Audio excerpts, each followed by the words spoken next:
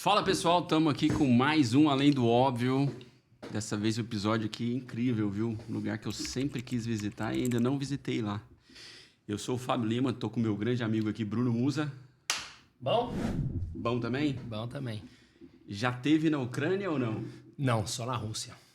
Na Rússia estive na Copa em 2018. Ah, boa. Estive em Moscou, Kazan e São Petersburgo. Mas na Ucrânia nunca tive. Quero conhecer a Ucrânia e a Geórgia que eu não conheço, que eu tenho vontade. Lindos. Lindos, né? A comida é muito boa, por sinal. Ah, nossa, uma A comida delícia. é muito boa. Aquele pão georgiano que vem o queijo, o ovo em cima. É, o Hachapuri. Esse mesmo. Esse Pô, lembra que a gente ia num restaurante em Barcelona que a gente comia esse? Vagamente. Que a gente morava junto na Espanha lá, né? E lembra quando a gente... Você não lembra? Lá no centrinho, cara. Tem tipo um ovinho assim por cima. Esse mesmo. Acho que eu sei qual é. Esse mesmo. A gente achou aqui em São Paulo também um pra comprar, pra fazer. Bom, pode passar dica, que eu faço Boa. em casa. Sério? Você vende ou faz de presente? Sou para convidados. Com o maior prazer, eu quero. Tá. Falando sério. Bom, Sou gente, organizar. nós estamos aqui com a nossa ilustríssima convidada, que é a Roxolana Nitmiria. Repita. Qual a nota pra minha Tá pronúncia? certo. Tá certo. Acertou mesmo. Roxolana Nitmiria.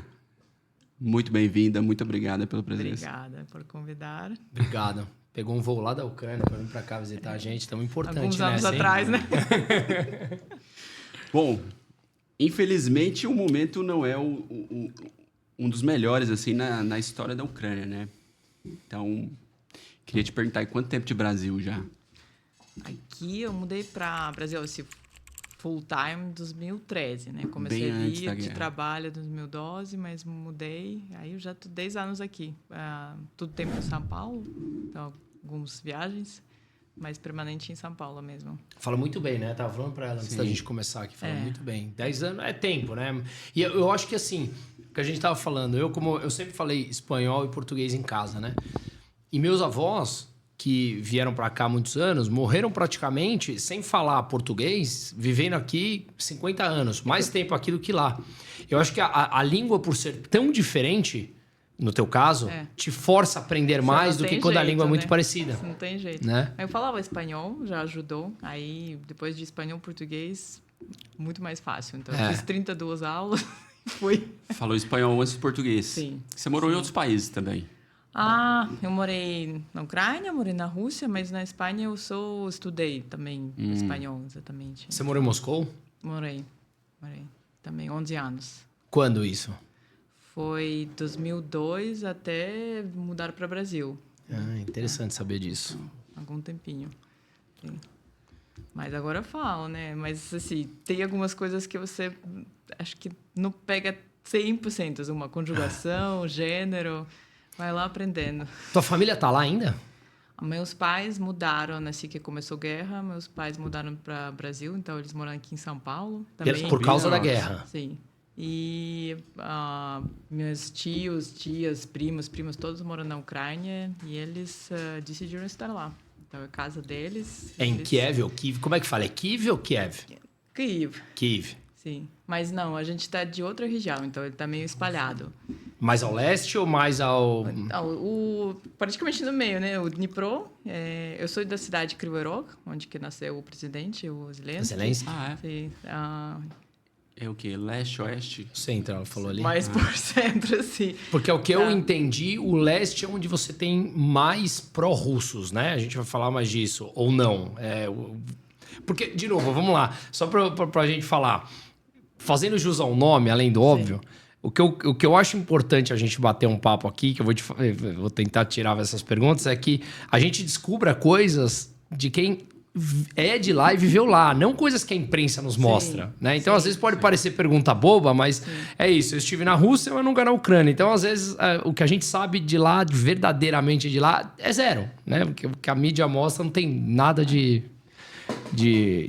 além do óbvio. Mostra tudo óbvio. Se né? você quer mais profundo, né, vai ter que falar com várias pessoas. Exato, várias ir lá. religiões, ir lá, Claro. estudar um pouco mais de parte de história, mas enfim, acho que nessa parte teve por várias razões, né? Teve muita gente que veio lá, sei lá, durante a Segunda Guerra Mundial, porque lá é uma área industrial, então por causa de fazer preparações de parte de guerra, né? Tudo que tá indústria pesada, ia muita gente para lá que falava russo e da Rússia e ficou. Que é assim, uma região maravilhosa, porque tá mais quente, frutas. Na tua região, você está falando? Muito agradável e ficaram. Então, eles às vezes não aprendem, porque, como você falou, seus avós, né? Tá muito perto a língua, então eles mais fácil já falaram o que fala. Aí os filhos, outros se aprendem na escola, são mais misturados. Então, historicamente é assim. Mas, praticamente, alguma parte da minha família estava mais perto do lado do meu avô, mas anos antes eles mudaram também para outra região, então tudo misturado. E uma curiosidade, você falou que teus pais vieram agora para cá por causa da guerra, né? Sim. Foi verdadeiramente por conta da guerra? Eles ficaram com medo, algum receio? Ou já tinha planos de vir? E como é que tá isso, a cabeça da população? Assim, não, queremos ir embora, não queremos, tá com medo. Agora passou um ano, mais de um ano, né? Foi fevereiro a invasão? Sim. Fevereiro, março, né? Começou 28 de fevereiro, acho, 24. De fevereiro. Ou seja, 1 ano e 4 meses. Como é que tá a cabeça? O ser humano tem um alto poder de adaptação. Esse medo passou, não passou, ainda tem muita gente querendo ir embora. Como é que tá o cenário lá no dia a dia? Não vou poder falar por todos, claro, né? Claro, Estou claro. lá também. A claro. percepção da pessoa que não estava na parte de quando começou a guerra na invasão, não está lá nos bombardeios, então é totalmente diferente da pessoa que provavelmente está lá e viveu isso. Claro. Então, consigo falar por minha família que a gente conversa, né? Então, dos meus pais, sim, foi decisão, não foi decisão para eles mudar para o Brasil, então eles estão esperando quando acaba a guerra voltar de volta para a Ucrânia. Sim, então, mas a gente não sabe quando vai ser isso, então por enquanto estão aqui. E assim, é uma decisão forçada quando você toma ela por uma razão, por exemplo, quero morar em outro país porque a clima aqui é melhor. Maravilhoso. Se dá para fazer, você faz, parabéns. Mas é outra coisa quando é uma situação forçada. Claro. Já do parte falo mais geração jovem, como minha prima, sim, a decisão foi ficar mesmo, porque os esposos também não conseguem sair, porque como os homens têm possibilidade de ser convocados para o exército, eles não saem. Então, não podem. Ter certa idade. Mulher também lá é convocada, não é? Depende se também tem algum vínculo militar ou também se é médico, depende caso a caso. Mas, por exemplo, também decisão, né? Quem pode sair, mas teria que separar a família. Então, você sai, você deixa. E acho que nesse momento, quando começou, muita gente estava também assim, disposto a ajudar com esse lar. Mas, como você falou, já está 1 ano e meio. Então, hospitalidade, ele também tem algum tipo de duração. Então, você precisa ter trabalho lá, precisa de conseguir sua estrutura, precisa colocar filhos para a escola. E se você, por exemplo, um médico, eu acho que igual aqui no Brasil, né? Você precisa de fazer certificações específicas, achar seu trabalho. Então, é difícil de relocar para um país dependendo de uma especialidade ou outra.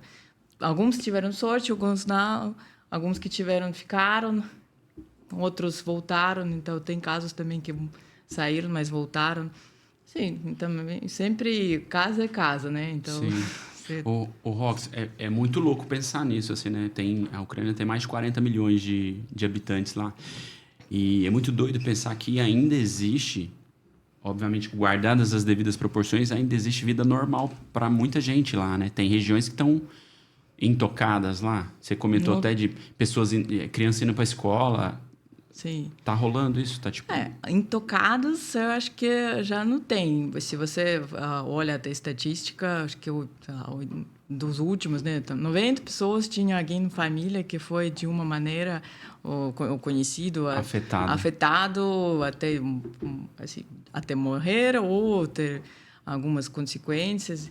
Então, sempre tem alguém que você conhece, então é meio louco, né? Que você está vivendo sua vida e, de repente, você vai ter que abandonar tudo isso.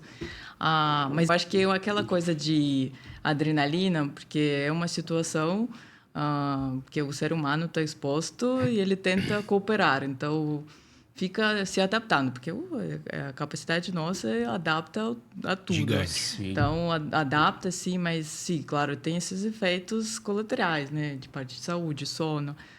Então, acho que muita gente procurou, vai ter que procurar alguma ajuda.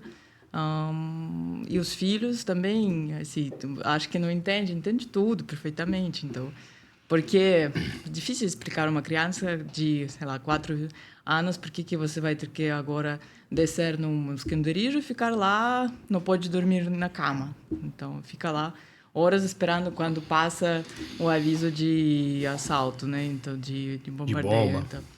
Então, explica, tenta fazer brincadeira, mas volta. Fica tudo Sim. na memória. Então, em algum momento, isso tudo volta. Quando foi a última vez que você foi para lá? Já faz tempo. Eu já fui para lá, foi acho que 2012. Faz Então, muito foi tempo. bastante tempo, sim. Faz mais de 10 anos que você não vai Sim, para lá? Sim, bastante tempo.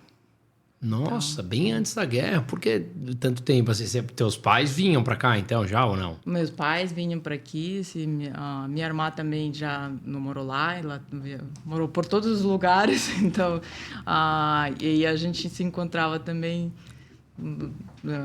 aqui, ou viajando que ela também, morava. sim. Mas muito tempo sem voltar, bastante, né? Sim, sim. E sua irmã tá onde hoje? E assim, porque desde 2014 também não existe...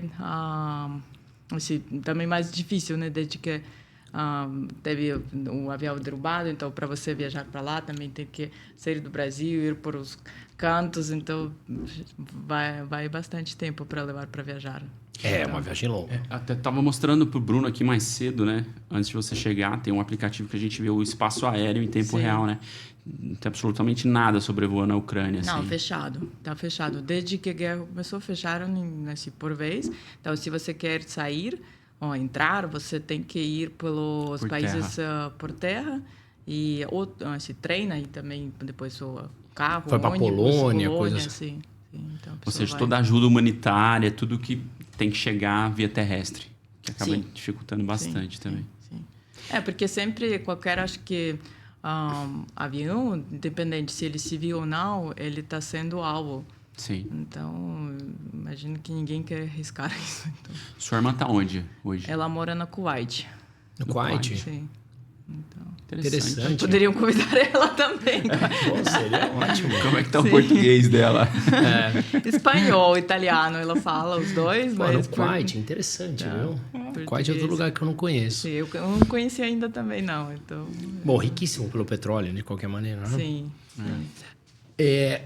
Voltando aqui, que você falou que tem que sair por via terrestre, se quiser vir para qualquer lugar do mundo, vai pela Polônia e tal.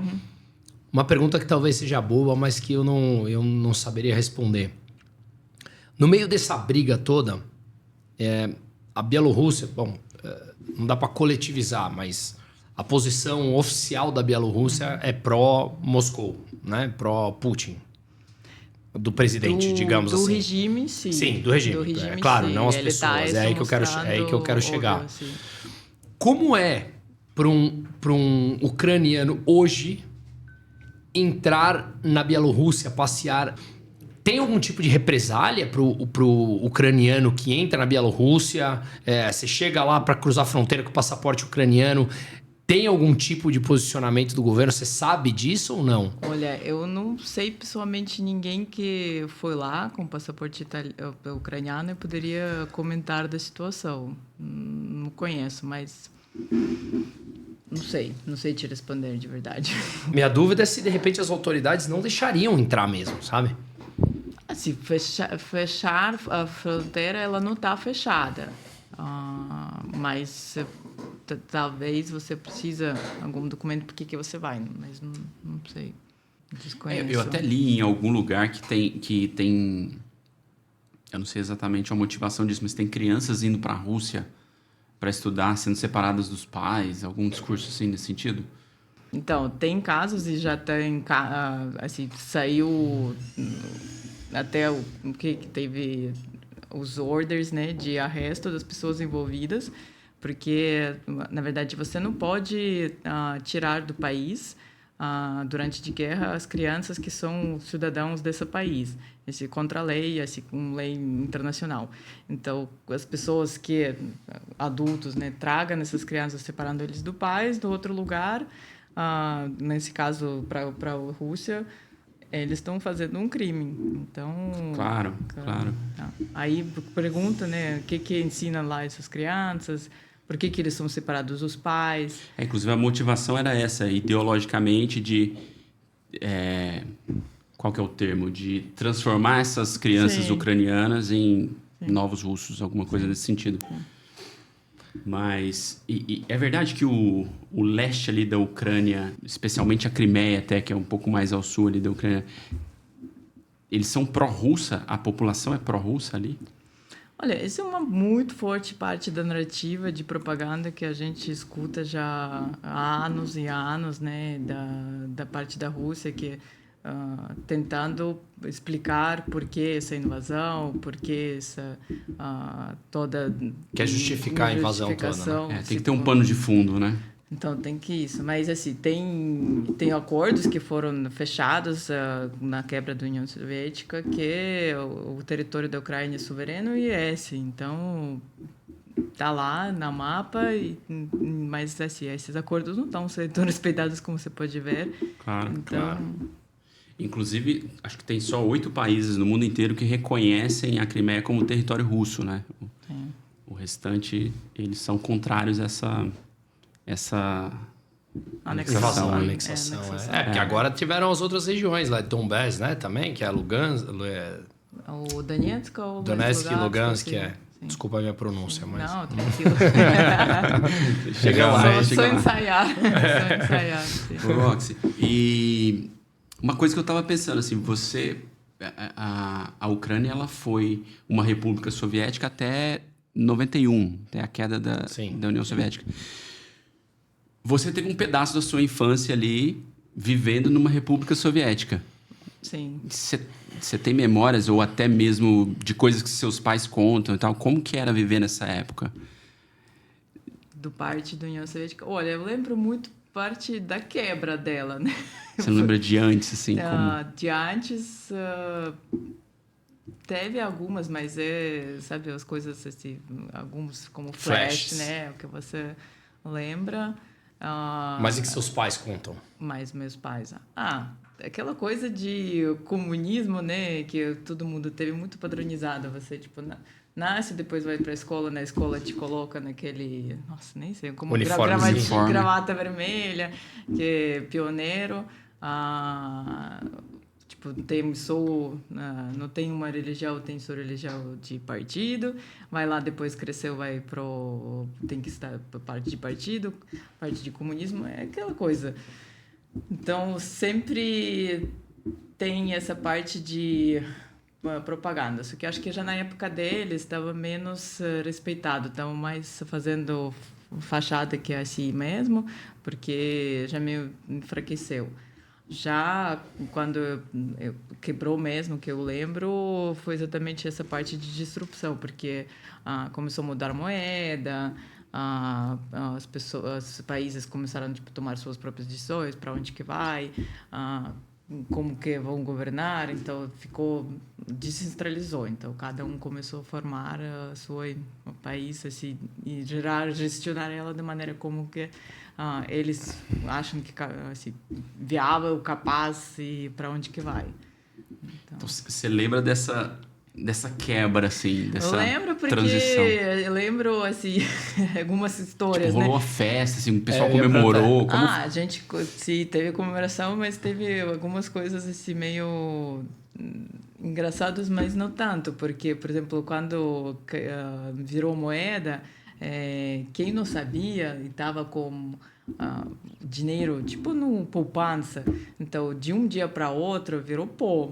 Então imagina, os avós tá lá, então todo o dinheiro virou pó porque ela estava na moeda da União Soviética até o momento e depois ela passa a ser e não teve uma conversibilidade disso? Não tem, ou ela é ridícula, então você não consegue. Por exemplo, sei lá, meu tio vendeu carro, moto na época, e depois que ele poderia comprar com esse dinheiro moto, só que é aquele de brinquedo, sabe? Então, Nossa, desse teve uma nível. desvalorização da moeda. Aí, há algum tempo, você... Por que eu lembro também? Que a gente, depois já passou a ter sua própria moeda, a grivna, estava brincando com um recorte de... ao invés de dinheiro, usava, tipo, um cupom, né? Ovo, pão... Então, a gente... Voltou pro escambo. Voltou. E tava com esse cupom. Depois a gente brincava quando já voltou a ter moeda mesmo. Aí, pais entenderam lá, não precisa mais desse papel. Você fica lá brincando lojinha, então... Banco imobiliário. Mas esse primeiro momento... de transformar a moeda, não teve nenhum trabalho, sei lá, um Ministério da Economia, alguma política pública desse jeito em que conseguiu fazer um mínimo de conversibilidade, ou seja, as moedas, quem tinha poupança, realmente virou pó, porque daí nós estamos falando de várias famílias que não tinham dinheiro fora, que teve que recomeçar a sua história. Sim. Financeiramente, eu tô falando. Sim. Foi literalmente isso. Perderam, mas assim, porque, como comentei, aquele de sair de um moto, né, de verdade para um moto de brinquedo dessa maneira. A escala foi essa, que você praticamente perdeu, começou de zero. Então, quem provavelmente teve alguma conexão, sabia que vai acontecer, poderia comprar algo, né, investir. Mas assim... até na União Soviética tudo estava muito investido na parte de indústria pesada. Então, se você queria comprar algo, como agora você vai entrar na loja e tem tudo, como você pode imaginar, só tipo, falta dinheiro para isso. Lá até você teve dinheiro, mas não teve para comprar. Então, sempre teve que ter alguma conexão, conhecer alguém, organizar. Isso na época do comunismo, você está falando? Sim. Realmente, a escassez de produtos e serviços era brutal, como qualquer país comunista, né? Brutal, tem algumas coisas que pode ser mais, outras menos, mas nunca chegava naquele balanço que tem para todo mundo e tem nessa abundância. Então é assim, parte de... Porque que pessoas costuravam para elas mesmo, tinha que... Você estava lá na fila, pegando fila para conseguir algumas coisas para comprar. Assim, vocês conseguem ver alguns filmes, olha lá, tá bastante... Puxa um pouco mais perto. Tá, bastante claro, né? Assim, tem um filme meio engraçado, triste, né? Do Goodbye Lenin. Ela é mais parte de Alemanha, né?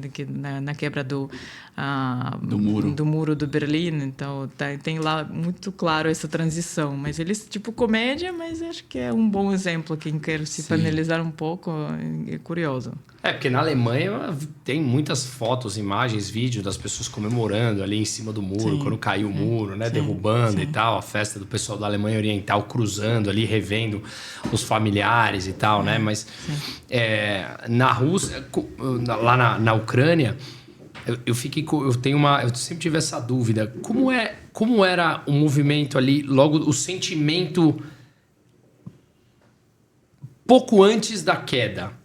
Já tinha um movimento, assim, de... Uma expectativa? A expectativa. Já tinha um sentimento genuíno de realmente precisamos que isso acabe. Eu quero que essa cortina caia. Olha, teve gente que desde que começou, sabe? Teve com essa sensação que precisa que acabe, sabe? Então, não é de... Começou no ano 90 ou 91. Teve gente que lutava contra desde que... 40 e poucos anos. Teve, porque tipo, antes de que você precisasse ser a União Soviética, a Ucrânia já teve seu próprio presidente lá. Aí não conseguiu vencer, voltou de novo para a parte de União Soviética e foi para frente. Então, quando já finalmente quebrou mesmo, aí sim já teve essa sensação de liberação. Mas sempre teve gente que estava contra, lutando de uma maneira ou outra. E nesse momento que caiu, quando realmente separa e ela se constitui como um país novo. Eram 15 repúblicas soviéticas, né? E elas se transformaram, cada um no seu país, e tá a Ucrânia uma delas. Nesse momento... Na verdade, ela voltou a ser Ucrânia. Ela já era antes até eu digo depois da queda, isso, exato. Da queda do muro. O sentimento anti-Rússia, ele tomou corpo ali no começo dos anos 90... Tipo, é o meu vizinho que eu não quero, é o malquisto. Porque, querendo ou não, o que eu quero dizer é... Por mais que cada um tenha os seus valores, cultura... Tem uma semelhança ali, né?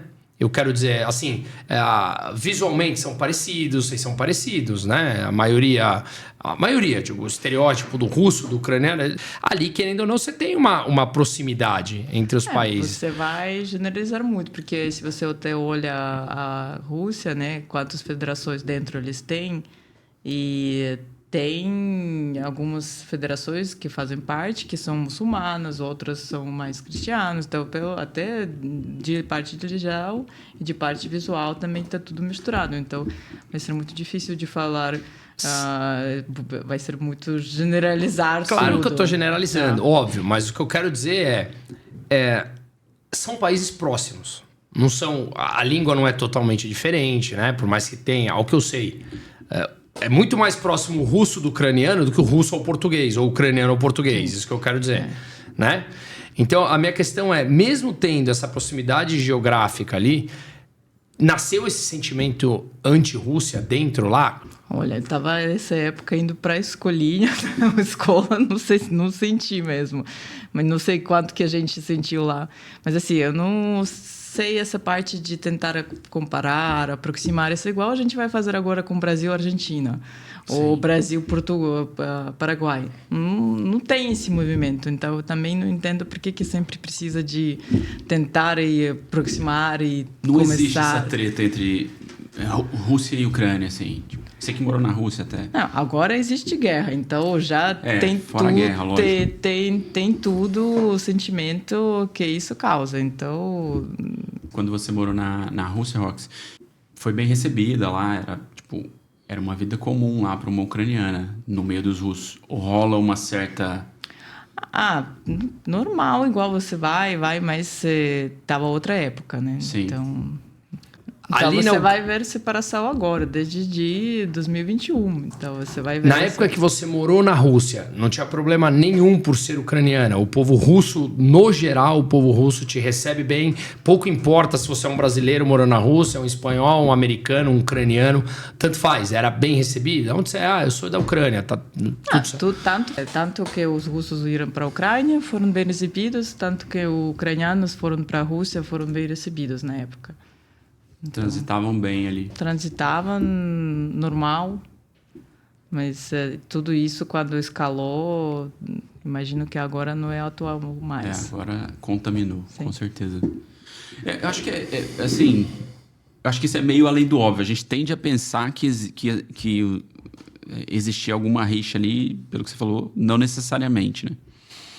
E vocês se entendem bem falando idiomas diferentes, assim? Tipo, igual normalmente é português assim. e espanhol, assim? Por exemplo, normalmente que o espanhol não entende português, português entende espanhol. Sim. E é igual assim com o ucraniano entende russo e russo quase não entende ucraniano. Dá pra trocar uma ideia, assim, igual a gente tá fazendo aqui. Se você falar só ucraniano e a gente só russo, se comunica numa boa. Eu vou entender, mas eles provavelmente não.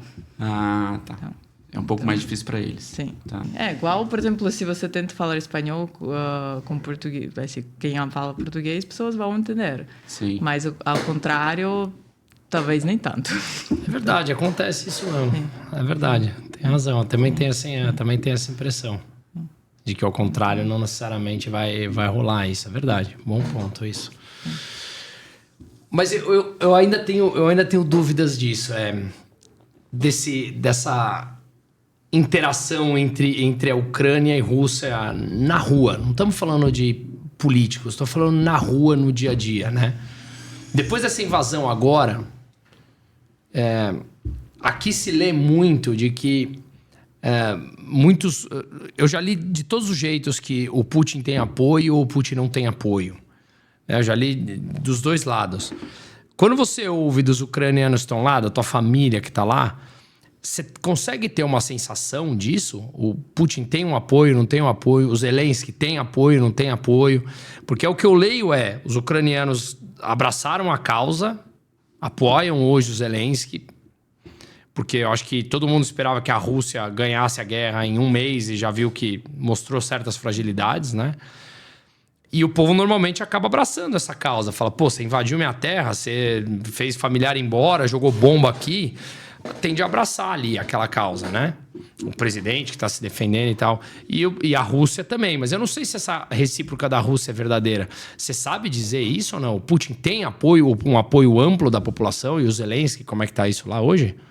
Olha, eu acho que assim, do parte da Ucrânia, pessoas se uniram muito e isso dava para ver muito forte, especificamente assim, nos primeiros dias, meses, porque pessoas teve muitos desaparecidos, teve pessoas que assim, agora tá mais parece que comum, né, tá lá essa situação, mas no primeiros dias ninguém sabia quanto que vai durar, porque todo mundo achava que vai ser algo porque como é tão ridículo, não devia acontecer, por isso que vai ter que parar agora, mas não parou. Todo mundo estava se conectando, ajudando, buscando quem queria sair, como que sair, para onde que ir, quem vai se receber. Então, vi essa uma unição bastante forte. Então, eu acho que assim, é uma causa que se você quer sobreviver, que você quer existir como povo, ter sua identidade, sua língua, sua cultura, você se une e ativiza. Então, tem essa união. Mas isso o país atacado, que é a percepção que eu tenho. E os russos? Porque será que o russo, na média, apoia o que o Putin está fazendo? Tem que perguntar a eles. Eu sei. Como você já morou lá e como você tem familiar lá, é justamente por isso. Como eu não tenho contato com russos. Tenho conhecidos, assim, vários meus conhecidos não apoiam. Muitos saíram do país lá porque não apoiam. Sim. Então, porque assim, você tem que ver qual que seria lá o futuro. Então, se você não acredita que tem um futuro para você e para filhos, tipo, muitos saíram, né? Não está concordando, não consegue mudar, tipo, sai. Quem ficou, ficou. E eu imagino até para os russos também tem um deterioramento econômico ali, acaba sendo impactado de alguma forma. Mas o que chega para a gente aqui é que, tipo, os russos não apoiavam e tal, enfim, protestos que a gente via na TV. Mas esses dias eu vi um infográfico que mostrava que dentre as 4 maiores popularidades de presidente no mundo, 2 delas eram o Zelensky e o Putin. Que dizia ali que o Zelensky tinha um apoio brutal da população e que o Putin tinha uma aprovação muito grande da população também. Porém, a gente sabe que o nível de manipulação que se vive dentro de uma guerra ali, né? E a história e a narrativa que é contada. Enfim, mas uma pergunta interessante. Foi justamente isso, porque eu não consigo... Eu acho que... Eu entendo a população ucraniana se unir. Uhum. Mas, por exemplo, natural, se eu penso agora, o Brasil invadiu a Argentina. É bem provável que eu fique mais puto com o Brasil do que eu apoie. Sabe? Tipo, por que você foi lá invadir aquele... Porra, deixa os caras viver em paz, meu, sabe? Então, eu pensaria assim, como brasileiro aqui, falar, porra, pra quê? Não vou apoiar que fez isso. Então, agora, claro, eu entendo o argentino, nesse caso, se unindo e falando, pô, tamo junto. Então, eu na minha cabeça, sim, o Zelensky deve ter um apoio amplo da população, é o que você está falando. Vamos sobreviver como país, como cultura, como idioma, como valores e tal. Agora, os russos... Pô, o Putin é um ditador, né? Um ditador, tá claro isso. Então, talvez a grande parte da população não apoie isso. Muitos devem ter manipulação e falar assim, pô... Não... Isso é a nossa visão de fora, né? Lá dentro, às vezes o nível de influência que eles estão sendo colocados... Por isso a pergunta, claro. Difícil. Claro. Cara, e o Zelensky? Quem é ele, assim? Boa praça? Eu sei que a história dele, ele era um comediante, não é isso? Sim, sim. Qual a visão... Qual a tua visão dele? Olha, é um grande líder hoje, você acha? Para mim, porque assim, eu conheço a história, né, da pessoa, tipo, um cara que estava lá como... tipo, foi os jogos universitários de comédia, vamos dizer, né? Então, ele estava o capitão do time, e depois virou como um produtor, ator, então, tava toda essa parte de carreira. Então, quando, sim, ele tomou essa parte de presidência, todo mundo também estava questionando, e aí, tá sério? Como que é? Teve vários, né? Mas nesse momento, acho que crítico, assim, tem uma postura em uma postura bastante forte, ter discurso, achar palavras, é assim, emocionante, muita pressão. Então, qualquer pessoa você coloca, enquanto que ela é preparada, não está preparada, que ela segue, tem meta, tem discurso, vai. Então, assim, depois, provavelmente, alguns anos, daqui 10, 20 anos, a gente pode falar, esse foi erro, esse não foi. Sim. Mas, por enquanto, tá lá, segue no papel, não saiu, não fugiu, então... É que não é uma posição fácil de estar, né? Ele liderando o país. Tem até uma história aí dele que, assim, aos meus olhos, ele me parece um grande líder, assim, um cara que realmente conduz a população. Teve a história dos Estados Unidos que ofereceu no início lá da invasão, né? Da guerra, na verdade, que ele ofereceu uma maneira dele sair do país e ele deu uma declaração que foi bem forte na época, que ele falou, cara, eu tô aqui, não saio, eu preciso de armas e não preciso de carona. E, pô, ali acho que ele começou a construir um posicionamento, assim, interessante. Forte, né? Fugir, até porque óbvio, a né? narrativa era de que ele seria derrotado em, sei lá, um mês, né? porque assim, a narrativa você cria, né? Uma imagem, vai lá alimentando, Claro. E aí já você não sabe separar se é realidade ou não. Então, quem não acompanhou, viu mais de fora, talvez compra a narrativa. Então, E você que tá fora de lá, que não vai há 10 anos lá, como é o teu sentimento com a Rússia hoje, interno, dentro de você? olha, eu acho que tá ridículo, né? Tudo que é guerra nesse nosso século não deve existir. Então, eu achei que a gente evoluiu, já teve várias lições que aprendemos, mas aparentemente não. Então, olha... Mas a guerra faz parte da história, né? Assim, é triste, óbvio, mas faz parte. Se você pensar... Mas por quê? O que ela tem que fazer? Não é normal, não tô dizendo se tem ou não, tô dizendo que faz. Sim. Se olharmos o fato, o mundo até hoje, ele veio assim com guerras. Cada tempos em tempos a gente vive em guerra. Talvez eu não sei nem se a gente parou em algum momento de guerrear, né? 100%. Você teve até os Estados Unidos com o Iraque, com o Afeganistão, recente, né? Lá atrás é um monte.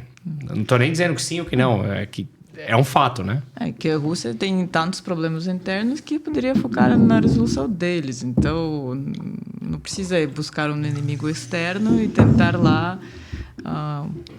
Mas de repente você encontrar um inimigo externo é para desviar a atenção, claro. Sim. Então. Muitas vezes, ou até para você conseguir... Guerra é sempre um meio de você conseguir... apesar dela ser muito cara e normalmente esfacelar a economia, você acha... Normalmente você consegue achar subterfúgios ou justificativa para você fazer uma série de políticas econômicas para tentar imprimir dinheiro, aumentar impostos, esconder problemas internos. Diminuir a população. Diminuir a população. Então são várias estratégias muito maiores do que a gente pode pensar com a nossa cabeça aqui de bonzinho, de ser humanos tranquilos, né? Eles têm outro tipo de cabeça, são... É um doente, não sei. Pois é. Pois é. Sim. E você falou em diminuir a população, né? Eu li que tem acho que mais de 7 milhões de ucranianos deixaram a Ucrânia, fora a movimentação interna, né? Sim. Pessoas saindo de uma cidade para outra e tal. Sim. Quando você olha assim, seu ciclo de amizade, assim, quando você estava lá na Ucrânia, tem muita gente fora já? Outros países? Tem pessoas que saíram, sim. Assim, acho que bem no início. Tem pessoas que saíram e voltaram. Exatamente, falei, por causa de não conseguir ficar separado do resto da família por um tempo. Não conseguir achar um trabalho sustentável ou do mesmo nível. Então, assim, é um downshifting, né? Você estava um advogado, médico e precisa ir buscar um trabalho meio alternativo. Então, em outro lugar. Você às vezes pensa, vale, não vale? Tem deslocados de territórios que estão embaixo da ocupação da Rússia, que eles saíram e foram para o território da Ucrânia, que está livre. Tem de todos. Então, assim, eu imagino que o que deve ser uma das coisas tristes dessa situação, que não é o teu caso, porque você não saiu em função da guerra, né? Mas imaginemos que a guerra acabe em, sei lá, daqui a alguns meses. Sim. E o país volte a ter uma reconstrução e uma vida normal. Muitas das pessoas que saíram, elas acabaram, de repente, se adaptando em outros lugares e não vão mais voltar, ou mudaram de região e não vão mais voltar. Então, assim, aquela configuração inicial que você tinha, ou que as pessoas que saíram por causa da guerra tinham, elas muito provavelmente não vão ter de novo, né? Não, e aí tem muitos, não tem onde voltar. Por exemplo, conheço uma família que é de Mariupol, que praticamente virou terra plana, queimada. Eles não têm para onde voltar. Então, eles tiveram umas partes de família na Alemanha, eles mudaram lá. É uma história, dá para fazer um filme de terror, como que eles saíram, como que conseguiram. Graças a Deus, assim, fisicamente estão bem, mas, por exemplo, eles não vão voltar, porque, pelo menos para essa cidade, porque não tem para onde, não existe mais lá nada. Tem que reconstruir. Tem que reconstruir, mas você não tem como, sabe, aquele vaso, né? Ele tá destroçado 1000 pedaços, então como você coloca de volta? Não tem como. É até mais provável que fiquem na Alemanha, né? Provavelmente, se conseguem se adaptar. Também, por exemplo, o pai da família, ele trabalhou toda a vida com parte de construção dos navios, né? Porque o Mariupol é porto. Então, lá na Alemanha, da cidade onde eles estão, eles não estão conseguindo se aplicar porque não tem porto lá nessa cidade. Então, tem essa parte, né? Como que você se adapta, como você se reinventa. E também, dependendo de uma certa idade, é mais difícil. Você provavelmente deveria já se aposentar, ter seus netos lá brincando na grama e ficar feliz. Mas não, você está tentando começar de zero num país estranho que você nem fala a língua e você ficou lá por um tempo. Então, sim. E também tem parte, né, que acho que pessoas jovens talvez conseguem se adaptar. Tem muita gente que perdeu o negócio, então se você tem esses recursos, já provavelmente não tem, então vai demorar. Então, assim, aquele, não sei, em português, ripple effect, né? Que teve impacto por todo lado. Então, as famílias, quem tem alguns ainda desaparecidos que pessoas buscam não conseguem achar. Então, tem várias coisas de parte de como você volta de se reunir. Você diria que os ucranianos ali do leste, eu sei que seria talvez um chute. Você diria que os ucranianos ali do leste estão mais do lado da Ucrânia do que pró-Rússia? Olha, depende, né? Se talvez eles são originalmente da Rússia, pode ser que eles são mais pró-Rússia, mas aquela parte, né? Imagina também, dependendo se você está sendo bombardeado ou atacado por algum avião russo, não sei, duvido que eles também continuam com essa linha. Então, ou tinha essa linha de suporte. Eu também tenho essa percepção, cara. E deve ser uma região muito militarizada, né, no momento também, né? Tem muita região que tá fechada ali, inclusive, né? Cercada pelo exército russo mesmo ainda, né? Sim, tem pontes que foram... Tem os blockposts aí para você sair. Tem pessoas que, por exemplo, tentam sair, buscam caminho, mas muitas vezes não tem como passar pelo blockpost e tem que, por exemplo, sair por outro lado, por Crimea, e dar volta para sair para a Europa. Então, tem já casos assim que eu conheço famílias que foram... Para chegar para a Ucrânia, eles tinham que sair, dar volta para entrar de volta por outro lado. Então, assim, não é fácil, não. E cada vez é o risco. Você não sabe. Tipo, pessoas desaparecem, sendo arrestados, prosseguidos. Então, até uma tatuagem pode fazer um questionamento. O que ela significa? Será que ela significa uma coisa que você apoia? Mas isso por parte dos militares russos que estão dentro da Ucrânia, você está falando? Sim.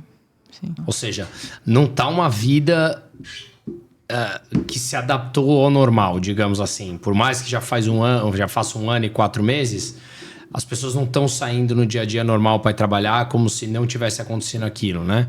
Porque tem lugares, tem momentos da guerra que tá tudo, digamos, entre aspas, ok. A pessoa sai, vai para a escola, volta, mas o dia a dia lá não, é nítido que tá rolando essa guerra. Tá claro que ela tá rolando. Todo mundo sempre está alerta às notícias. Mesmo que tem algumas cidades que estão percebidas que elas estão menos atacadas, né? Mas passa tempo, explodiram lá, bombardearam um shopping. Sabe? Depois passou um tempo, explodiram, bombardearam algum outro. Então normalmente também os prédios civis. Cara, deve ser foda viver assim. Então, e aí não sempre cara. tem tempo para você reagir e sair do local, achar onde que tem esconderijo. Então, por exemplo, mesmo não sei, o Kiev, agora pessoas quando olham escolas, eles olham se a escola tem um basement, né? Um esconderijo, um porão bunker, um porão para se proteger. Então, será que no Brasil, imagina você ir lá perguntar na escola, e aí, como tá essa aqui situação? O que vocês fazem? Eles fazem. Então, eu tô rindo, mas de nervoso. Aí, quando acontece alertas, porque assim, tem algumas que são bombardeios à noite, então pessoas tem que acordar, tem que descer, não todos os prédios têm onde se esconder. E assim, agora, por exemplo, é verão, né? Tá quentinho.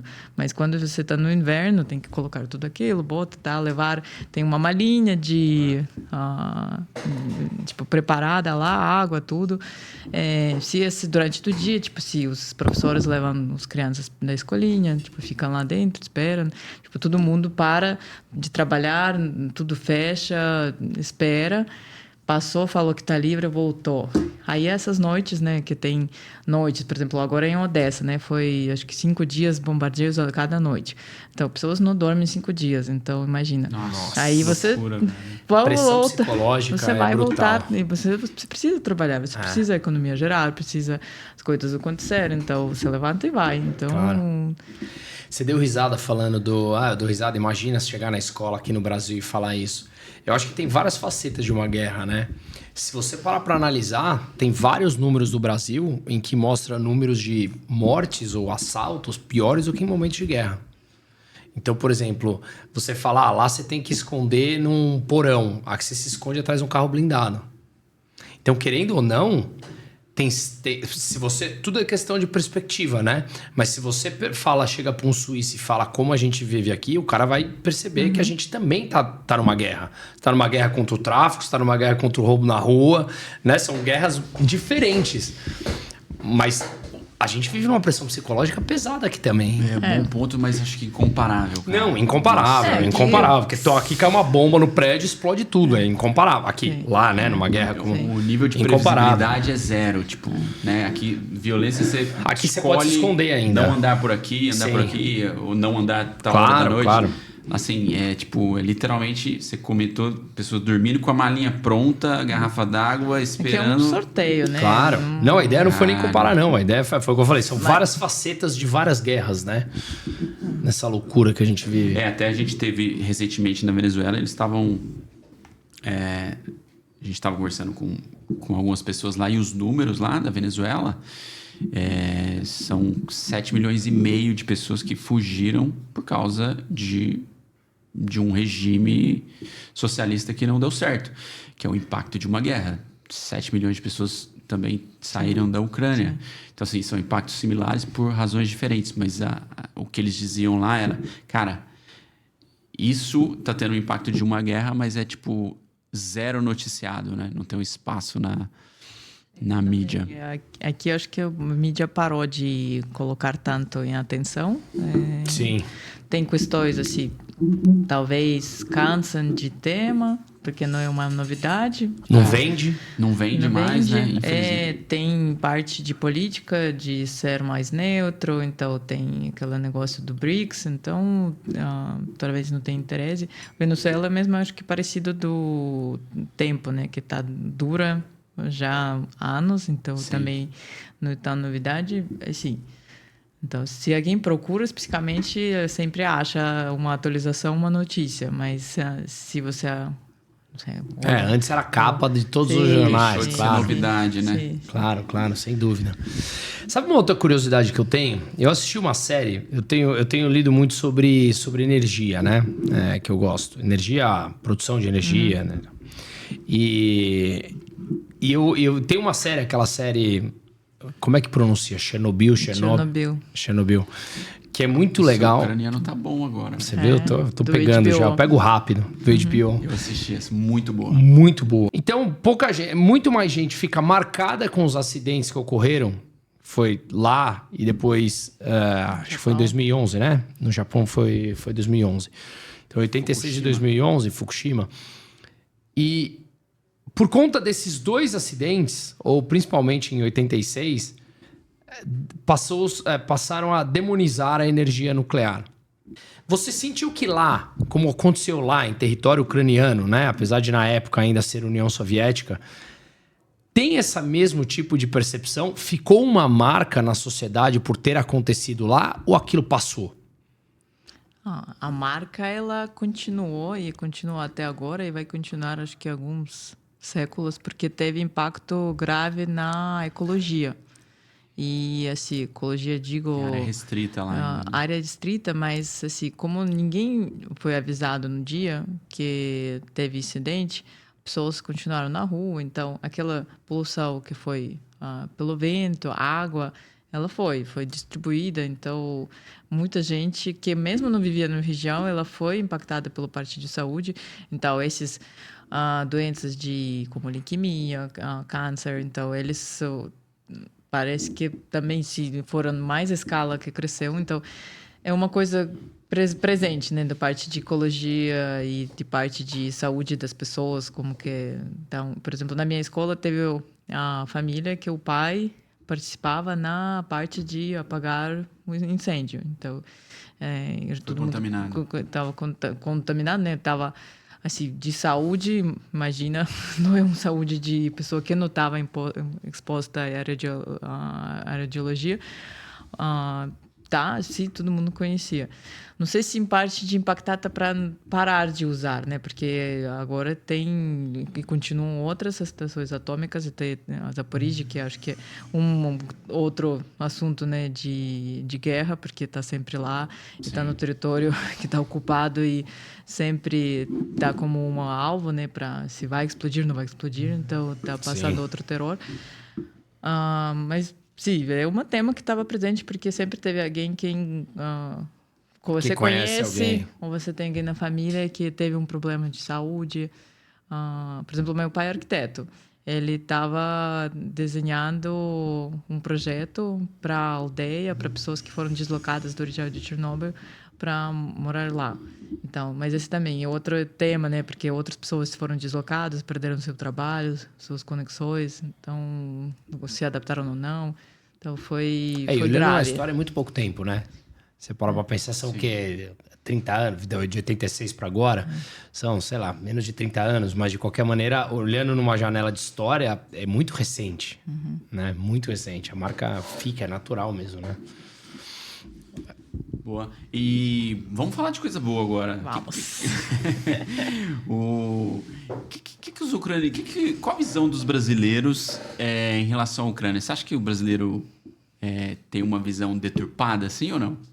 Olha, tem... Porque se eu tomar você como a minha percepção de ucraniano, cara, eu acho... me parece um povo muito leve. Obviamente, eu não tenho muito parâmetro. Conheci... Não conheci outro ucraniano na minha vida, mas como é que você diria que é a relação? O que os ucranianos enxergam do Brasil e vice-versa? Olha, eu tenho casos cômicos, não sei. Já, tipo, sei lá, eu tava num evento e uma pessoa do evento... tudo bem, de onde você é? Da Ucrânia. Legal, eu já namorei uma finlandesa. Tipo... Que legal. Oi? Então, esse tipo, tem que, tipo, não tem total, assim, nenhuma relação, entendimento onde que é cada um. Então, tipo, tem, então tá. O que você responde numa dessa? Tipo, legal. Tipo, ou também já rolou que o pessoal me manda um texto. Rox, me ajuda a traduzir aqui. Eu falei, tá, legal, deixa eu ver o que é. Aí eu olho, é alemão.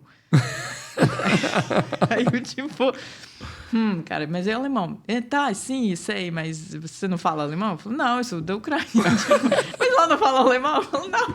Tipo, então, tem pessoas que totalmente não têm conhecimento nenhum. Ou tem um conhecimento que é totalmente, assim, engraçado. Até, tipo, porque cômico, porque tão fora do que é, que você até fica meio frustrado. Nossa, o que eu respondo aqui? Tipo, porque é engraçado. Tem pessoal até conheço que, tipo, até foram já, então conhecem.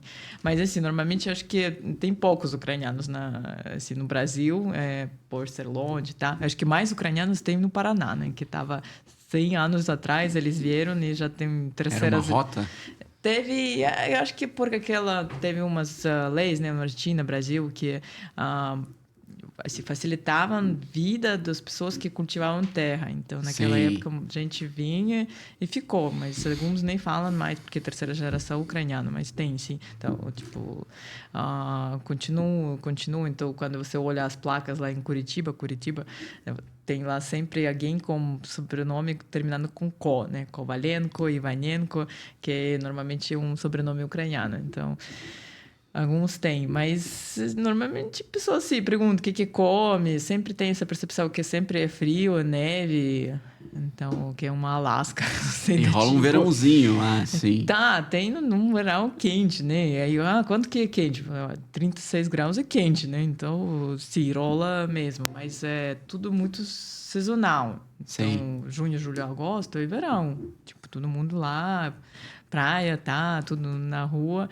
Tem aquele outono dourado, quando tudo fica a folha linda, dourada, todo mundo tira fotos. Cai folha, começa a neve. Aí sim, tá já mais frio, temperaturas negativas.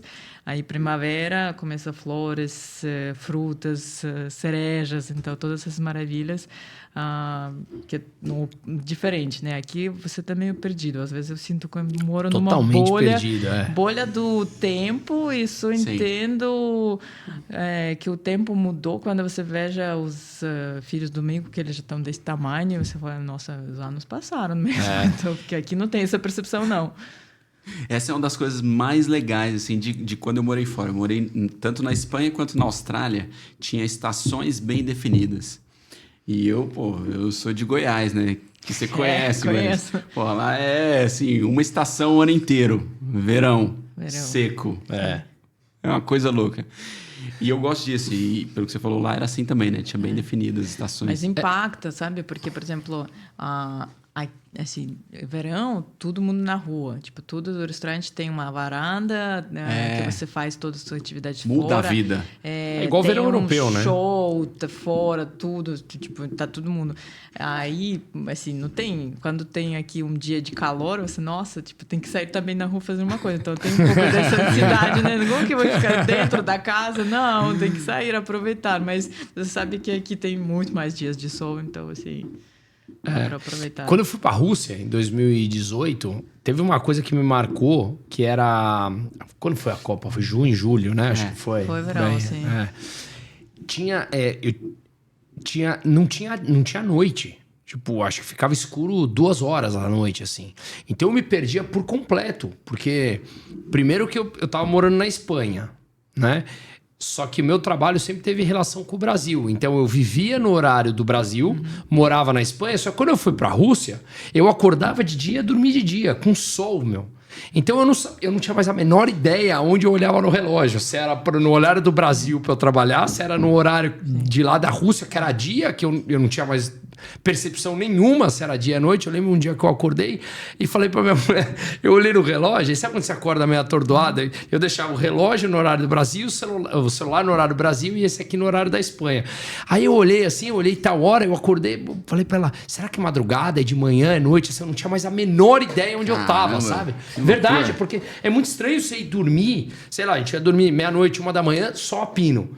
Você acorda, o sol tá a pino, porque escurece 1, 2 horas à noite. Na Ucrânia também passa por isso? A Ucrânia é mais alto. Em Barcelona, o sol no verão ia embora 10 da noite. Mas lá é mais alto, hein? Lá é Exato. assim, na Ucrânia, tipo, normalmente esse dia de verão, ele fica até quase às 10, então pode fazer. E aí acorda também, o sol levanta cedo. Claro.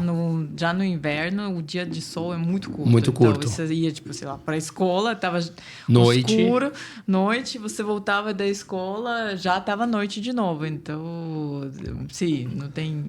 É totalmente diferente. Aqui eu tô também não tô acostumado ainda, porque para mim parece que você saiu do trabalho, tem que ter ainda um dia para fazer um piquenique. Só que É não. verdade, Aí é fica verdade. por isso minha proposta, não dá para mover esse horário para começar o dia um pouco antes, então pelo menos aproveitar um pouco Do sol, né? A luz Sim, do, a luz do porque dia. aqui começa a amanhecer cedo, então Sim. dava para mover uma outra hora para amanhecer cedo e já começar o dia logo. Mas, mas verdade, eu difícil, saio- viu, cara? Né? Esse negócio aí. Eu senti dificuldade lá. É porque era muito Sim. extremo, né? Tinha hora que tava meio que desespero, entre aspas, né? Falando assim, pelo amor de Deus, eu preciso de um lugar escuro. Você coloca um blackout e vai. Mas eu tava num hotel com a Rússia lotada, que eu tinha reservado o hotel na última hora. Em São Petersburgo eu consegui, tinha aquela janela ainda. O hotel que eu fiquei em Kazan, que é uma cidadezinha desse tamanho, e o hotel era horrível, pra não falar ruim, era horrível. Você já viu os vídeos de lá?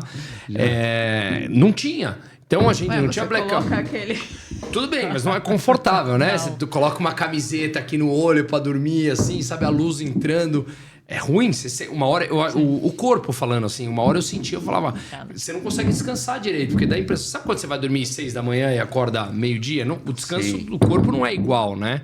Eu senti isso um pouco lá. Eu falava, cara, eu preciso de algum lugar, 1 hora à noite, assim. Acho que eu vou enfiar a cabeça, assim, sei lá, embaixo da cama. É porque era muito extremo, mas acho que a dose ideal era ali na Espanha. Às vezes eu saía do trabalho às Ali 6 era horas demais. da tarde e eu Ali ia é conseguir demais. pegar praia Vai ainda. fazer várias coisas. Até Praia 9 com e pouco sol da noite. ainda. Com sol. Eu gosto desse. Você viveu um tempo na Espanha também, né? Eu fiquei, mas foi mais para fazer curso de espanhol quando estava na faculdade. E depois voltei de férias. Então, de férias é sempre delícia, né? A Espanha é demais, né? Sim. E como que era a vida na Ucrânia? Vida noturna, bar? Como que eram as relações ali? O pessoal gosta de sair, de beber? Gosta, tem assim, na época, né, rolava sempre uma balada, tipo, esse clube por si, eu acho que começaram depois, então, mais, assim, tipo, acho que mais, a gente chamava discoteca também, sabe, né? Mas Então, aqui já teve Aqui esse também, nome. aqui já teve. tipo, para dançar, exatamente, você ia para dançar. Então, mas pessoas saem, tá, gostam, sim, tem show, canta, música viva, tem DJ, então... O que vocês bebem mais lá? Porque eu sei que a Ucrânia produz muito, não sei se cevada ou lúpulo. Porque tem trigo, então não sei se tem muita cerveja de trigo, tem girassol, do lúpulo tem também. girassol, Sim. milho. Sim. Você pode fazer cerveja, né? De trigo, Então. Mas minha não sei pergunta se- é, o pessoal bebe mais cerveja ou é mais destilado. vodka? Olha, acho que a vodka é mais estereotípico, né? Então, por exemplo, eu nem conheço tanta gente que bebe vodka, então é mais mesmo? estereotípico mesmo. Mas acho que tudo igual aqui, né? Alguém gosta de whisky, outro gosta de vinho, outro gosta de cerveja, então é super individual. É igual Então, aqui, é igual falar que no Brasil só bebem caipirinha, Sim. né? E O que às eu posso falar de bebida? Todo mundo bebe, assim, muita gente bebe chá. Então aqui eu já não vejo. Então você vai para restaurante, igual aqui tem cardápio de vinho, muitos restaurantes têm cardápio tem de chá. Sério? Aí você vai lá. Chá, Muçulmano gosta muito de chá, né? tem na País tradição, muçulmano. os índios gostam, ingleses gostam, então Sim. tem algumas culturas que tem mais. Aí lá você vai, tem chá verde, tem chá preto, branco, tem chá vermelho e vai assim. Aqui, quando eu pergunto, eu quero chá, a pessoa fala, tem menta ou camomila? Eu falo, não, mas nenhum dos dois é chá, é erva. Então, o Não, chá é chá. E aquele chá de pó, assim, porque o chá Sim, mesmo sim, é... difusão. Difusão, sim, com a ervinha. sim. Outro naipe. Inclusive, eu vi que tem... Pesquisei alguma coisa aí, eu vi que tem a cidade onde mais se bebe café per capita no mundo é lá na Ucrânia também. Qual? Vou buscar aqui e vou te falar. Nossa, não sabia. É no oeste não. da Ucrânia. Diz que é a cidade onde mais se toma café per capita Sério? no planeta. Nossa, eu comecei a Interessante, tomar né? café mais aqui. É. E aí, eu confesso que antes também tomava com açúcar. Então, agora Acostumou aquele sem. cafezinho sem. E tem Depois que do ser almoço. um cafezinho assim, depois de almoço. Então, ficou mais costume com o tempo. É hábito, tempo. né? Sim, mas... A população pode andar armada lá? Armada, olha, não estou Acho que acompanhando agora pode. 100% as leis, mas teve um Não, momento... até fala pré-guerra. Tem um momento que foi liberado para autodefesa. Não sei se ainda está em rigor ou já voltou. Mas normalmente é assim, eu acho que você tem que ter permissão. Sim, claro. Sim. Não sei exatamente agora, assim. Eu imaginaria que sim, né? Mas era completamente aleatória a resposta, assim. O Roxy, depois da queda da União Soviética lá, tinha alguma inclinação para ser um governo de direita? Era um governo de direita ou não? Pós queda da União O Soviética. que você chama governo de direita? Boa pergunta. É porque a tendência é ir para o oposto do que estava acontecendo. Um né? governo mais... Abertura econômica. Governo, abertura econômica, liberdade de mercado, liberdade individual, privatização. Sim, sim, essa parte, porque tudo estava de governo, né? Aí voltou o movimento de privatização e a gente queria criar os vínculos, né? Rotas de comércio, até consulado, porque se você quer algum cidadão fazer um visto, tem que ter um consulado fora. Então, tudo isso, parte vias diplomáticas, tudo isso começou de se recriar, restabelecer, reestruturar. Então, assim... Teve um presidente, como é que é? Eu não sei pronunciar o nome dele também. Que é aquele que ele era pró-Rússia, que ele entrou, né? Logo depois, acho que foi no começo dos anos 2000, né? Então, que depois fugiu para lá também. Que depois fugiu para lá de novo, fugiu para a Rússia de novo, né? Ele entrou, ele era pró-Rússia, a partir daí surgiu algum movimento social contra ele, ele acabou fugindo para a Rússia, foi mais ou menos isso? Foi o Euromaidan? Euromaidan. Alguma coisa assim. Como é que fala? Euromaidan, ou Maidan. Bem, Maidan é praticamente praça, aquela praça que se chama Praça de Independência, aqui no centro do Kiev, onde que aconteceu essa parte de greve.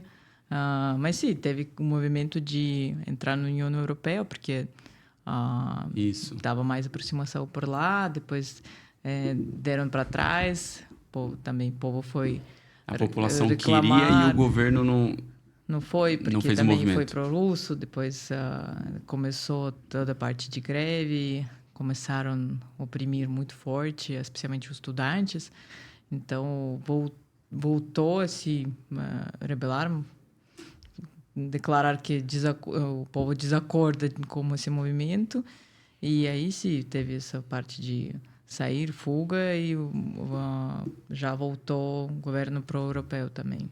Então... porque eu tenho essa impressão mesmo, que 91 é muito recente, né? Então, se entra alguém pró-Rússia novamente, com medo de que, olha, então beleza, vamos anexar novamente, ou vamos entregar nossa soberania para a Rússia de novo, deve gerar um certo calafrio ali dentro, né? Falar, opa, calma lá. Como assim, porque né? Muita gente se sentiu associando, né? Se aproximando mais com parte dos países europeus. Claro, também. claro. O pessoal começou a viajar mais para lá, ver outros países, conhecer como que é a vida. Então, eu acho que é normal querer... Como é a realidade, né? Normal querer melhor para sua vida. Claro, evoluir, crescer, desenvolver. Ir para frente. Então, ninguém quer voltar para trás. É meio contra instinto de sobrevivência ou autodesenvolvimento ir para trás. Então, Claro. Situação complicada. Porque o Putin, convenhamos, o Putin é um puta louco, né? Então, só que o cara é um cara, sei lá, na minha opinião, é um cara perigoso, meu. Ex-KGB, o cara com toda a sua estratégia, o cara é um puta, aquela cara dele é um cara de louco, assim, né? Na minha opinião, todos esses grandes líderes, do bem ou do mal, eles têm um índice de genialidade importante, né? Porque não é fácil você controlar um território russo do tamanho que é, com o número de pessoas que tem.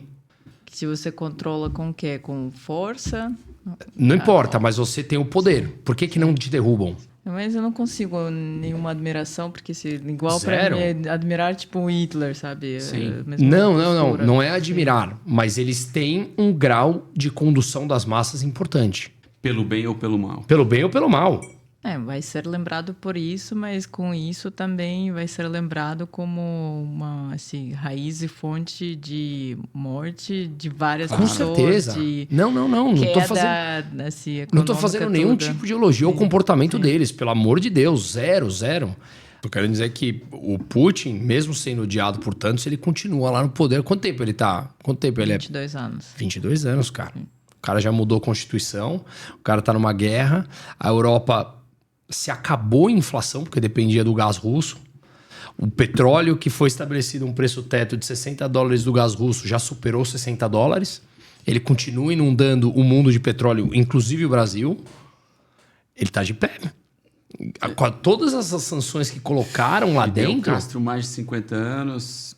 Dupla Maduro Chávez, mais de 20 anos. São líderes que merecem ser estudados, infelizmente por mal. Eu concordo na parte de estudar, mas eu acho que é estudar para prevenir, sabe? Para evitar que se repita. Já tentamos, né? Já essa é uma falida, né? Tipo, anos 40 teve a mesma parecida situação, né? Mas pessoas não aprendem, parece, mas... Não aprende. Você precisa entender o que o teu opositor faz. Mas esse também tem que ser, se autoeducar, sabe? Não ser levado pela narrativa, não tentar separar o que é propaganda, o que não. Por que te tentam convencer exatamente com isso, com outro? Buscar mais do que uma fonte de informação. Mas aí volta no ponto que eu estava te falando. São poucas as pessoas que fazem análise crítica. Mas eu acho que tem outros componentes aí também, né? A gente entrevistou um cara que esteve na Coreia do Norte. E aí... você imagina a quantidade de pessoas que tem, sei lá, em zonas remotas da Rússia, sem contato com o mundo externo. E, cara, a informação que chega para elas é o que elas vão comprar, que elas vão acreditar naquilo. E eu não sei nem até que ponto dá pra gente questionar a capacidade crítica dessas pessoas, porque elas não tiveram a oportunidade nem de se desenvolver criticamente. Então, sabe, eu acho que é um negócio muito distante, assim, que elas... No caso da Coreia do Norte, sim, mas ela conviveu com pessoas que falaram, você é da Ucrânia, eu namorei uma finlandesa. Brasileira. Tipo, a pessoa não teve a condição, não teve sei lá, o discernimento de olhar, no mínimo, no Google para ver qual a relação dos dois países. Não, é tranquilo, vou aproveitar e vou fazer vou contar um caso aqui. Eu sou de Goiânia, né, você sabe... Toda vez que eu comento aqui em São Paulo, vai um recado aí pros paulistas aí, eu vou sofrer hate, mas tá beleza. Toda vez que eu falo, sou de Goiânia, de cada 10, 9 me perguntam, mas de qual cidade? Então vai lá, Goiânia é uma cidade, Goiás é um estado. Eu achei que te perguntando sobre se você tem uma fazenda, se você anda a cavalo. Isso aí também é um estereótipo. Já me perguntaram, eu falo, não, lá em Goiânia só gosta de sertanejo. Acorda, sela o cavalo, vai pra escola. Sim. Mas sim, é normal esses estereótipos aí, eu tô acostumado. E na Austrália também teve um episódio que um australiano me perguntou se no Brasil... minha casa era invadida por macacos com muita frequência. E aí eu respondi, isso foi uma resposta muito boa. Eu respondi para ele, cara, sim, mas na mesma intensidade que os cangurus invadem a sua aqui. Aí ele parou, pensou, falou, acho que eu falei merda. Acho, né? Mas isso acontece em todos os lugares. Quantas vezes, sei lá, nos Estados Unidos me perguntam, você é do Brasil? Eu sou, puta, legal, Buenos Aires, né? Ou mete um buenos dias pra você, né? Buenos dias, sim. As pessoas não têm isso no geral, né? Essa não é capacidade, essa curiosidade de ir atrás de informação. É mais fácil acreditar na pura manchete. Tá lá, tá estampada, é mais simples. A ignorância geográfica acho que é uma coisa relativamente comum, assim. Se a pessoa assim, não viajou, tem provavelmente alguma uma imagem que ela tirou de filme, de algum livro, de alguém que contou. Então, cada experiência. Sim. Então...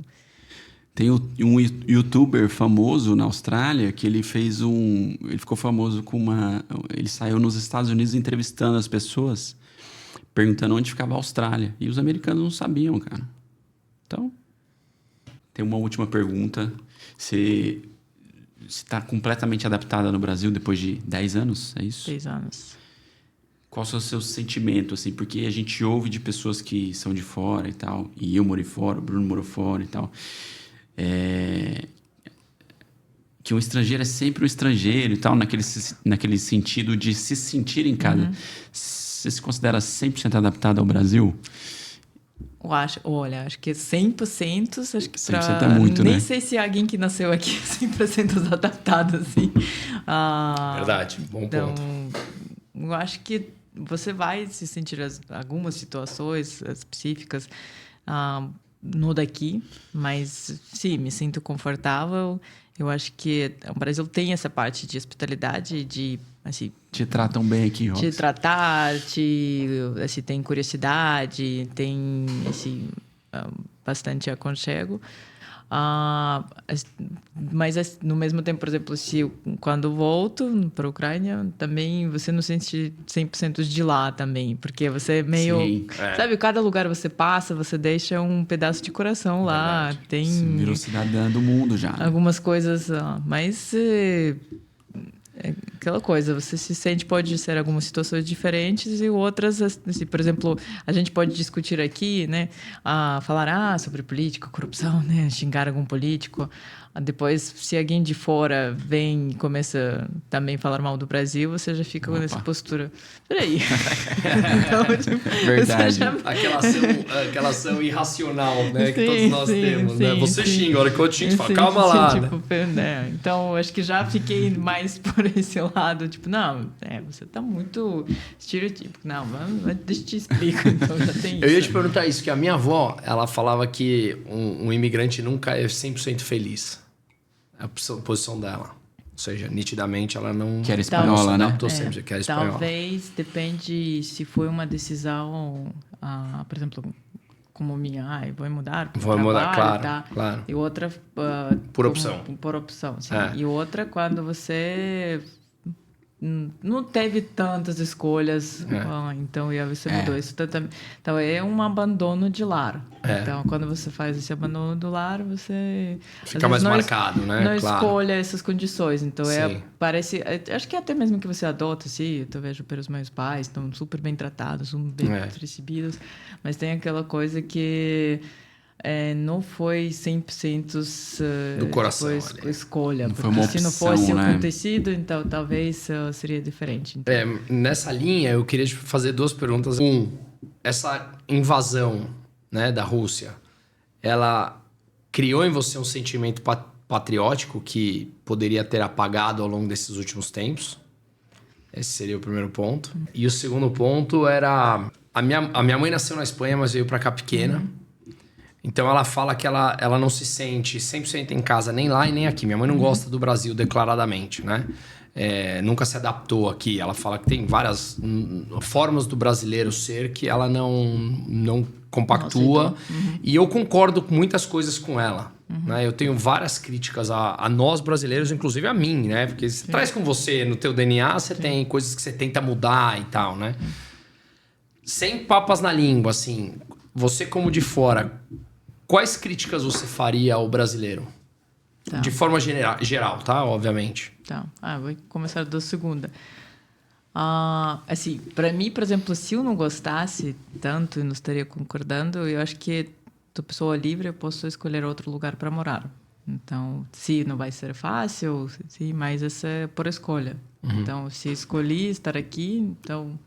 Fazer o melhor disso. Fazer o melhor disso e buscar uma melhor maneira também de viver essa vida aqui.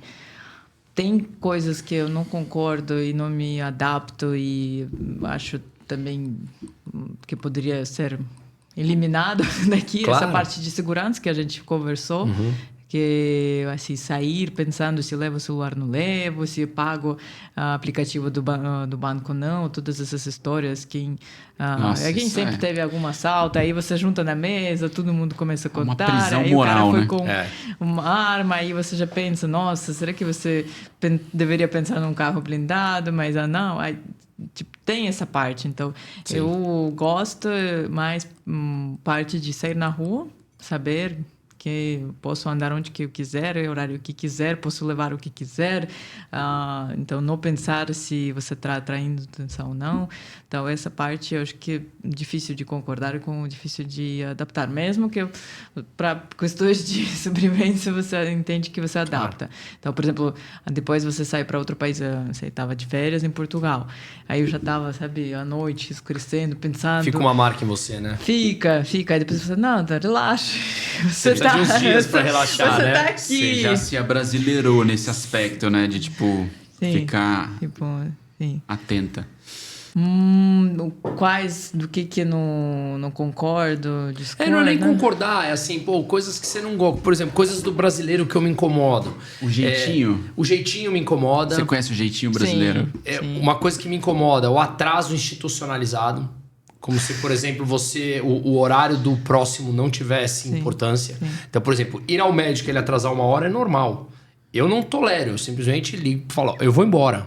Porque o brasileiro tem, principalmente o novo rico, digamos assim, aquela coisa de, se tem dinheiro, o meu horário é mais importante que o teu.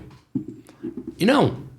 Né? Você atrasou, você atrasa também a vida do outro lado. Então, eu acho que não tem um respeito muito grande a esse tipo de coisa, não sabe? acho que pelo dinheiro. Então, eu nesse acho que exemplo, assim. esse mais geral. Tipo, já teve aniversários que eu fui, cheguei, tipo, a pessoa não estava nem em casa porque foi comprar as coisas para aniversário. Quantos casamentos você foi no Brasil e começou na hora? Não exige. Já, casamento é às 6, chega às 8 que tá tudo bem. Então, então marca às 4, cacete. Sim. Então, já entre os meus amigos que teve vários desses incidentes, que teve alterolô, tipo, pessoal, horário é 7 horas, Roxy pra você é 8. Porque eles sabem tá se vendo? ele fala, porque eu sei, tipo... Mas agora sabendo, né? Dependendo de quem faz evento, eu já me programo atrasar. Mas é um atraso programado, Claro, porque claro. eu sei Já sabe que não que- vai começar e aí fica meio desconfortável. Você tá lá ou precisa fazer faxina junto com o aniversariante. É bem isso mesmo, Então, então, por que que...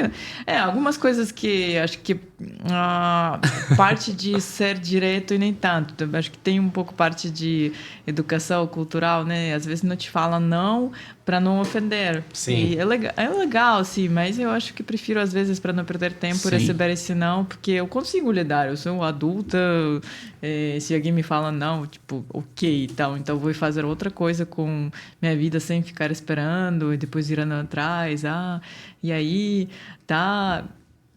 Aí, sim, perde tempo, então eu prefiro ser Claro. mais direto. Mas às Eu vezes as acho- pessoas acham que você tá meio... Grosseiro, Concordo né? 100% com Eu você. acho uma puta qualidade ser direto, mas no Brasil realmente isso é muitas vezes percebido como puta, o cara foi grosso e tal. Mas realmente... É uma crítica, eu concordo 100% com você, mas eu me vejo fazendo isso. Sabe? Mesmo sabendo que eu tenho que mudar, eu me vejo fazendo isso. A gente realmente tem dificuldade em falar não. Eu dei até um exemplo esses dias conversando com um amigo que uma vez eu estava em Portugal e lá os brasileiros dizem que os portugueses são muito diretos. Eu fui numa vendinha, um supermercadinho, eu pedi lá, acho que não sei se foi uma Coca-Cola. Tem Coca-Cola? Aí ela falou assim, não. E aí eu perguntei de curioso, porque eu sempre faço isso, né? Eu olhei assim pro bar e falei assim, mas não tem porque acabou ou porque você realmente não vende Coca-Cola? Aí ela falou assim, não tem.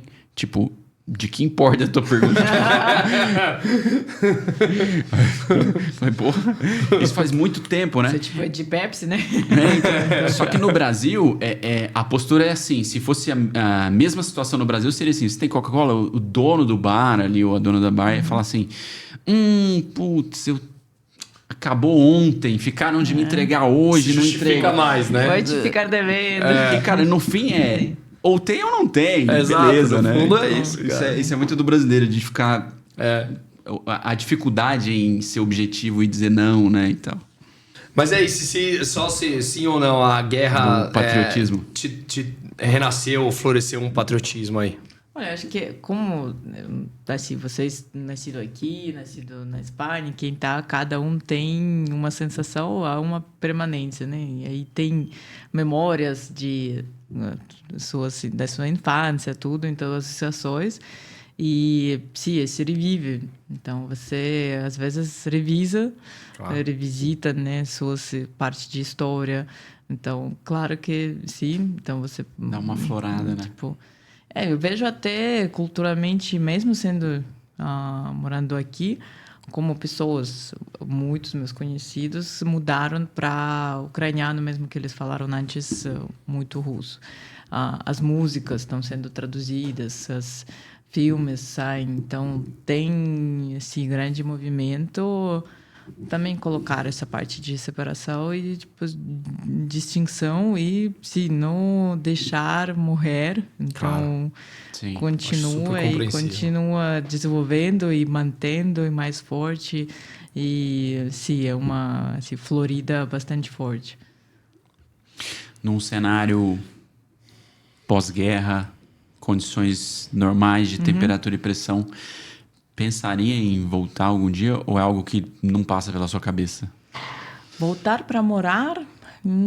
Acho que não, mas assim, por vida, por outros planos. Mas visitar, sim. Eu queria ver minha família, que já faz um tempo que eu também não vi. Questão dos meus pais, não sei, talvez se eles que tem plano assim voltar, mas quando que vai ser isso? Mas na verdade sim, tem desejo de rever e até conhecer outros lugares, porque quando você mora, né, às vezes você nem conhece todo o país, Sim, então sim. tem desejo de conhecer aquelas regiões que acho que nem conheci. Então acho que vai ter uma revivida muito forte e se contribuir a isso também faz parte. Sim. E eu conheci alguns gringos que conhecem muito mais do Brasil do que... Claro, é verdade. Né? A gente acaba não viajando no país que a gente vive. Mas... Obrigado. Acho que é isso. Obrigado. Espero que acabe logo essa guerra. Obrigada por Obrigado convidar. pela presença. E é isso. Voltamos na semana que vem com mais um Além do Óbvio. Obrigado para quem assistiu. Não esqueça de deixar o seu like, compartilhar e se inscrever no canal. Tamo junto.